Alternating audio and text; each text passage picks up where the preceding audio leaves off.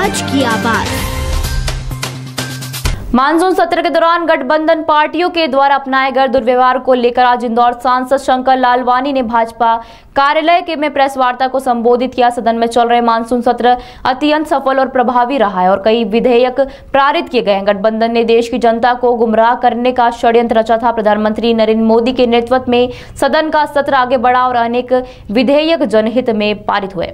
दरअसल आपको बता दें, सदन में चल रहे मानसून सत्र को लेकर इंदौर के सांसद शंकर लालवानी ने कांग्रेस पर निशाना साधते हुए कहा कि मानसून सत्र में विपक्ष के घमंडी गठबंधन द्वारा मानसून सत्र में लगातार विघ्न पैदा किया जा रहा है। केंद्र की मोदी सरकार ने आम नागरिकों के जीवन को और अधिक सफल और सरल और सुविधाजनक बनाने हेतु बिल पारित किए हैं और यह मोदी सरकार के दृढ़ संकल्प को दर्शाता है। सरकार ने 25 विधेयक प्रस्तुत किए हैं, जिनमें से 23 विधेयक को दोनों सदनों में पारित किया है। उन्होंने कहा कि डिजिटल व्यक्ति डेटा संरक्षण विधेयक 2023 बिल पारित हुआ। यह देश में डिजिटल व्यक्तिगत डेटा को सुरक्षित और विनियमित करने का प्रयास करता है। वहीं एक और मध्यस्थ बिल 2023 की भी पारित किया गया है, जिसमें विवादों के प्रभावी निपटान के लिए सामुदायिक, संस्थागत और ऑनलाइन मध्यस्थक को मान्यता देता है। वहीं केंद्र सरकार भारत में अनुसंधान और विकास को बढ़ावा देने के लिए निजी क्षेत्र में बड़े योगदान के साथ 50,000 करोड़ का फंड भी स्थापित करेगी, जिससे हमारे युवाओं को अनुसंधान के लिए भारत ने एक मौजूद तंत्र मिलेगा।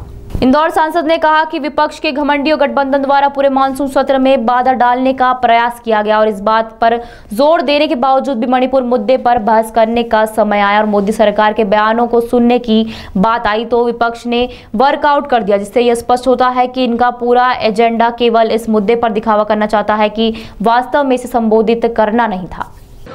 माननीय गृह मंत्री श्री अमित शाह जी ने भी सदन की कार्रवाई शुरू होने के पहले लोकसभा स्पीकर और प्रतिपक्ष के नेता को पत्र लिखकर बात कही थी कि मणिपुर के मुद्दे पर हम बात करने को तैयार हैं। लेकिन जिस प्रकार का वातावरण वहां सदन में हुआ, बहुत ही दुखदायी रहा।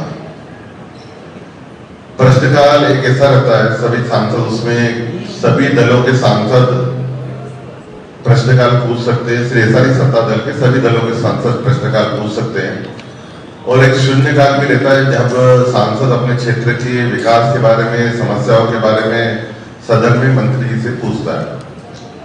ये दोनों ऐसे महत्वपूर्ण थे कि विपक्ष ने न प्रश्नकाल चलने दिया न शून्यकाल होने दिया। तो इस बार सदन में विपक्ष की जो भूमिका थी बहुत ही नकारात्मक थी और जब सदन उठता था या सदन स्थगित होता था तो जब हम सेंट्रल हॉल में रहते थे तो कांग्रेस के जो सांसद थे वो इस बात का दुख मनाते थे कि हमने बड़ी मुश्किल से लॉटरी में हमारा प्रश्नकाल आया, हमने हमारे क्षेत्र की और देश के ऐसे प्रश्नों की श्रृंखला सरकार के सामने रखी, लेकिन हमारे ही दल के नेताओं ने ऐसा वातावरण पैदा किया कि हमें प्रश्नकाल पूछने नहीं दिया। तो आपके माध्यम से आम लोगों तक पहुंचाने के लिए ये पत्रकार वार्ता रखी गई है। इस बार जो मानसून सेशन था उसमें बहुत सारे महत्वपूर्ण बिलों पर चर्चा की गई और पास भी किए गए,